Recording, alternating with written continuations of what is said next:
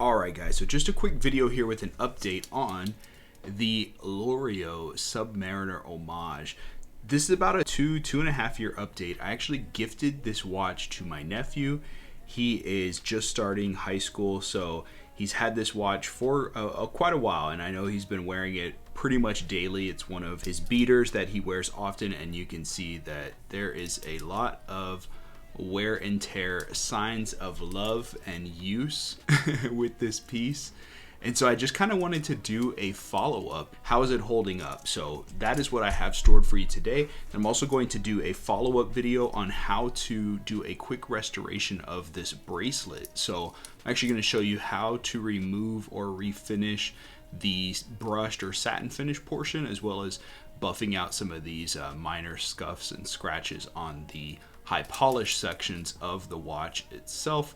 So make sure you stay tuned for that video if that sounds like something you may be interested in. But real quick wristwatch check. I am rocking my Blancpain 50 Fathoms. This of course is reference 5015. I just love this watch on my Artem sailcloth strap with black stitching. Such a stunning piece. So that's what I'm rocking today. But let's go ahead and let's check this watch out. So one of the things that I wanted to point out, of course, as we get up close on the crystal, so this being sapphire, it's still completely free of any marks. However, the cyclops crystal has been banged up on a few surfaces and has some little scuffs in there. So I don't know if I'm going to be able to get those marks removed from this piece, but I'm definitely going to try. Another thing to note is the actual bezel has almost a purplish hue to it. So being that it's an aluminum bezel insert, you can actually see how it shifts and has just a shimmer of almost like a violet tone to it. So it started off as just a black aluminum insert, and being out in the sun and my nephew wearing it all the time, you can see how the UV has definitely changed the lighting a bit. Another thing I've noticed is the lume on the hour markers looks like it's darkened or patina just a little, looks just a little more yellow. Versus when we see the hands, those are still stark white as far as the lume insert on the minute, hour, and second hand. So that's interesting to see that they didn't kind of remain the same color over time.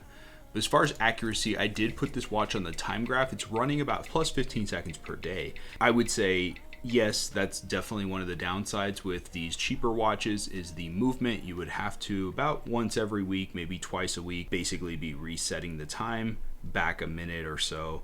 So that's just something I did want to point out. But as far as the beat error, everything's still running good. It's not having any major issues as far as the movement itself. So that is really cool to see. Bezel action is still good. Now my nephew did mention that it had some sand in it, so I can feel it tighten up a little here between 12 and 3. So I do plan on cleaning this up quite a bit, get some of that grit and sand out from under there, and of course just do a complete cleaning of this piece. You can see all the scuff marks and scratches a little closer here. Overall, I'm pretty impressed for this watch. I think this watch was maybe $100 or so, and it's been holding up pretty well. I mean, obviously that aluminum bezel is beat up quite a bit. Look at that little ding there. Curious to know what happened with that. That's definitely got a story to it. But look at all these little scuff marks.